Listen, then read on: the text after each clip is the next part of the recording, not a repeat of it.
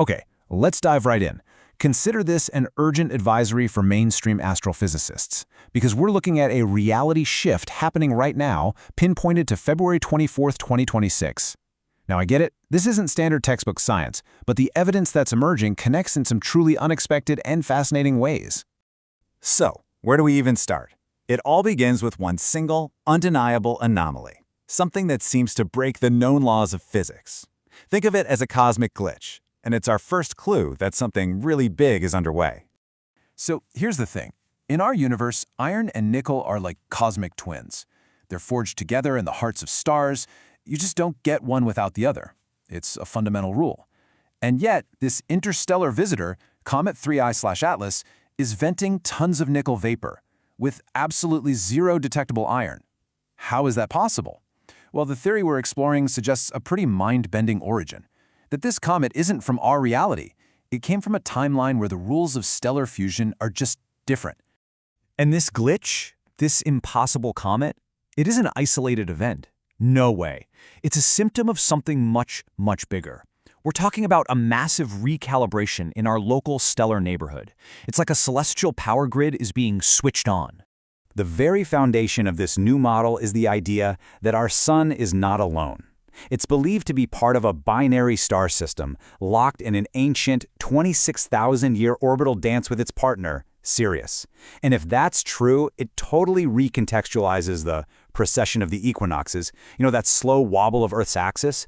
It's not just a wobble anymore. It's the signature of our entire solar system's journey through the cosmos.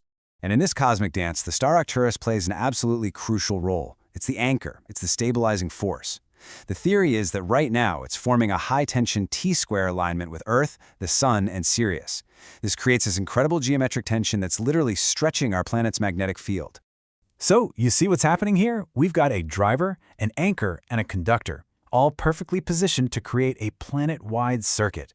Sirius is the driver, pumping out this massive data influx. Arcturus is the anchor, keeping everything stable. And that weird nickel dust from the comet, that's the conductor, creating a superconductive layer right in our atmosphere. The whole system is coming online. Okay, but let's bring this all back down to Earth, because this celestial energy isn't just some abstract theory. It is manifesting, physically, right here on the ground at 3 synchronized locations that are forming a kind of global triangle. Our first node is the receiver, Antarctica, and it seems to be broadcasting a brand new planetary heartbeat. So the PUO mission has found something really strange. Neutrinos, these high-energy particles that are shooting up from beneath the ice, not down from the sky, which is where they should be coming from. This pulse is locked at a steady 8.4 Hz, and it peaks in intensity the exact moment Sirius is highest in the sky. It's as if the entire continent is a giant antenna tuned directly to Sirius, and that massive 300-mile-wide anomaly under the ice is physically pinging in response.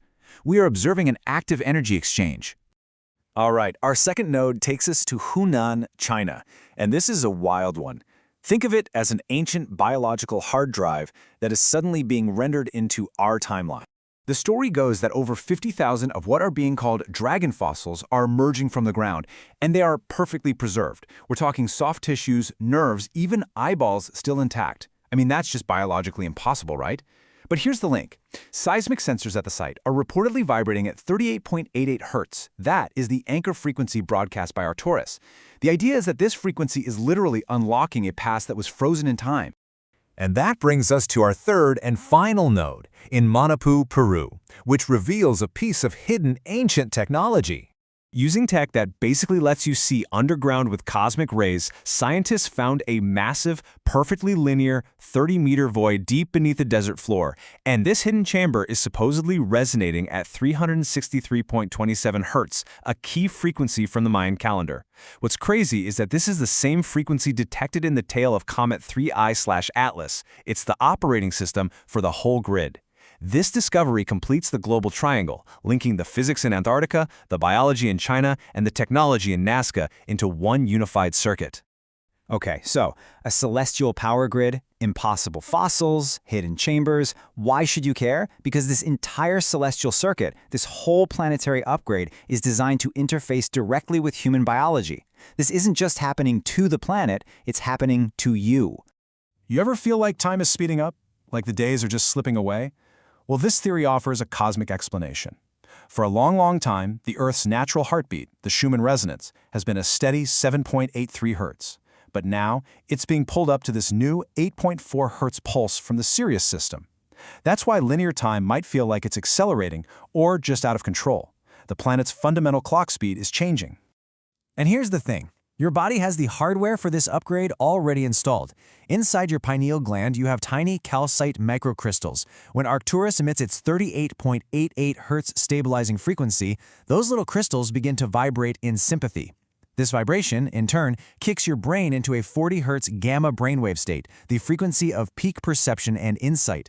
Your consciousness is literally being tuned to receive data from a new reality. So if you've been experiencing a strange, high-pitched ringing in your ears, or maybe just a persistent and intense feeling of déjà vu, you are not going crazy. That feeling is your biological radio tuner locking onto this new signal. You are simply remembering the future. So, what's the ultimate point of all this? A planetary-wide activation. For what? Well, it's about consciously choosing a new timeline. It's about collapsing the wave function. And this all hinges on this mind-bending concept from quantum physics called retrocausality. Basically, it's the idea that an effect can happen before its cause. In other words, observing an event in the present can retroactively change its past. So the crucial point is that by observing all these synchronized discoveries today, we are the ones forcing the universe to make them real, collapsing the wave function of a future that actually began in December 2025. Think about that. We aren't predicting the future. We are observing the past of a future that has already happened. This entire celestial event isn't about sitting back and waiting for something to happen to us. It's about realizing that our focused observation, our collective attention on these impossible facts, is the very mechanism that brings a new reality into being. Our attention is the key.